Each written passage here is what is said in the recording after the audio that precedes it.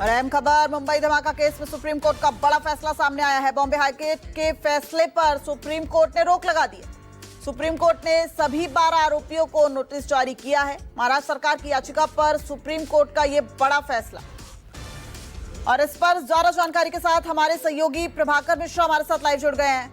प्रभाकर, महाराष्ट्र सरकार ने मुंबई हाईकोर्ट के फैसले को चुनौती दी, लेकिन जो सुप्रीम कोर्ट का ये फैसला आया है उसने सुप्रीम कोर्ट ने एक हिस्से पर रोक लगाई है। क्या है वो हिस्सा?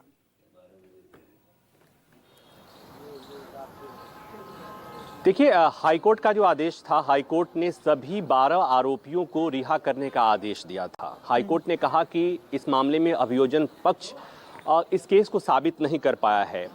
5 लोगों को उसमें फांसी की सजा दी गई थी, बाकियों को आजीवन कारावास की सजा सुनाई थी।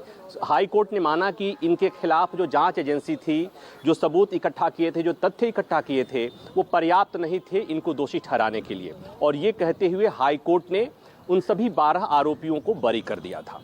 उसके बाद अफरा तफरी में महाराष्ट्र सरकार सुप्रीम कोर्ट आई और सुप्रीम कोर्ट में आने के बाद पहले तो तत्काल सुनवाई की मांग की गई थी। सुप्रीम कोर्ट तत्काल सुनवाई को तैयार हुआ था, आज सुनवाई हुई।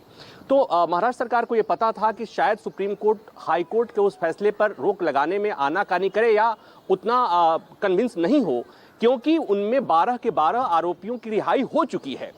इसलिए महाराष्ट्र सरकार की तरफ से पेश हो रहे सॉलिसिटर जनरल ने कहा कि माय लॉर्ड, हमें पता है इस केस की तकनीकी पहलू क्या है।